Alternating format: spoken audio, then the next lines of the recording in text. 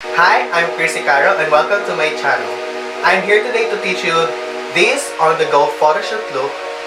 To follow more videos, please give this a thumbs up, share, subscribe to my channel, and click the notification bell so that you will be notified of my new vlogs. We have Patriarcha as our model or canvas. I'm going to cleanse her face using micellar water to remove any products or dirt on her face. I'm prepping her skin with a toner and moisturizer to hydrate her skin.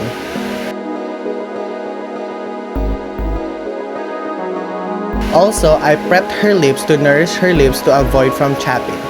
I'll be removing any oils on her brows using an alcohol on a cotton pad or paper towel, and it really dries her brows.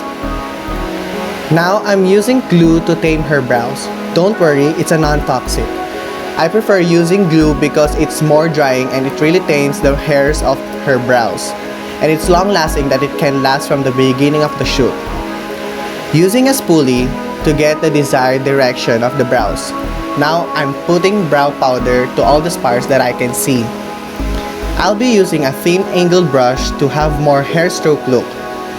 I prefer seeing skin to the brows to look more natural and snatch. So, snatchural.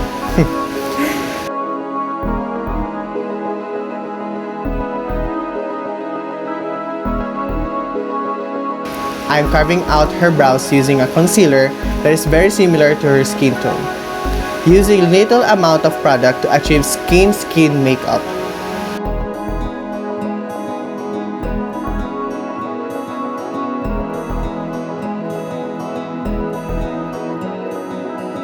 Now I'm going to put the base, which is the foundation that matches her skin.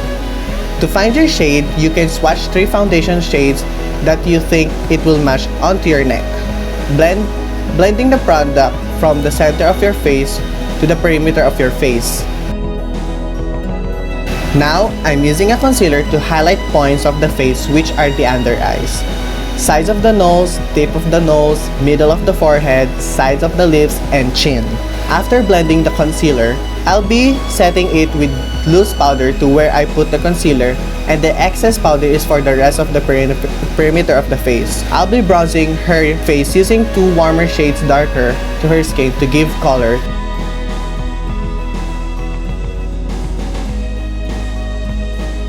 Now, I'm contouring her hollow parts of her face to emphasize her beautiful cheekbones and jawline. Also, I'm connecting the contour of the eyes to her temple and side of the forehead to give lifted effect to her eyes. I'm going back to the brush I used for bronzing to blend everything. The trick of the nose contouring is to use bronzer first to the side of the nose. Then, with the contouring the nose, I'm going to place the contour under the tip of the nose and under the brow. To make it more narrow, I'm going to bake the sides of the nose with loose powder. Now I'm going to start the eyeshadow with a transition shade. It's a taupe shade.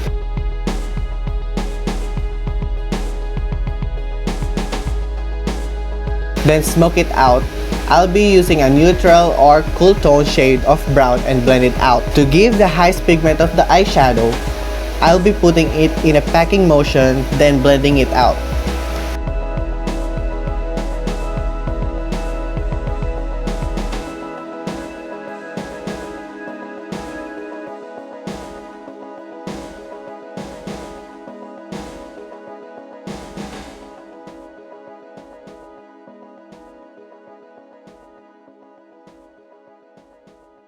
Now, I'm tightlining to define her eyes. Then blend it out in an upward motion to the corner of her eyes to give a lifted effect.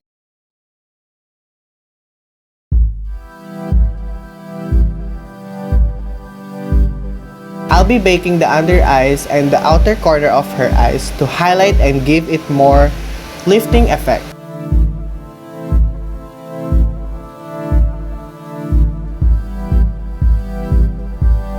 Now, I'm building up the color and I'll be putting a cat liner to her inner eyes.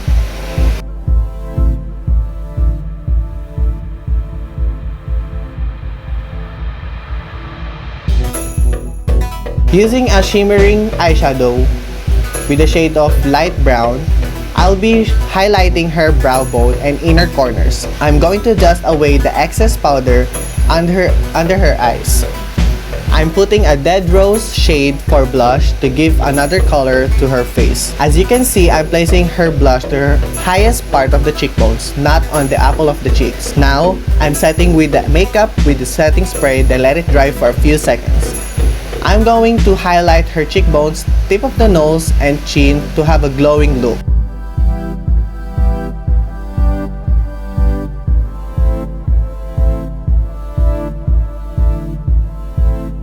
Now, I'm going to outline her lips with a darker shade, then filling it out with lighter shade of lipstick.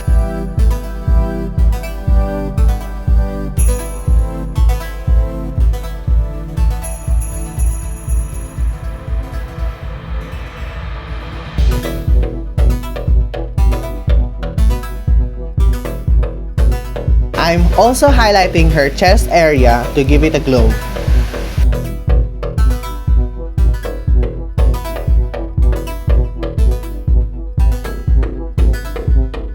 Last is curling her lashes and coating it with mascara.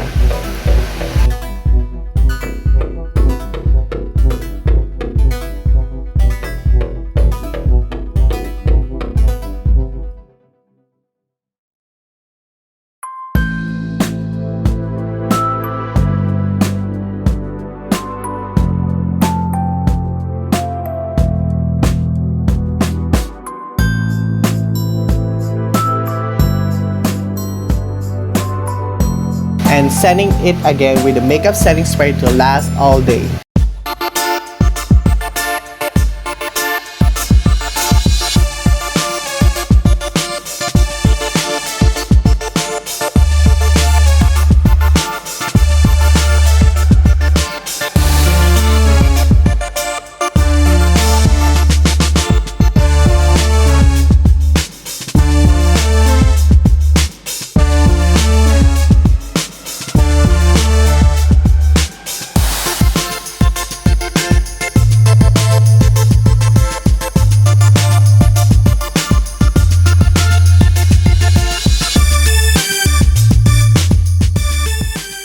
I hope you liked and learned a lot from this tutorial. If you did this look, you can tag me on my social media accounts. Facebook is Chris Neal and Instagram is Chris Neal. Might as well to follow my social media accounts as well.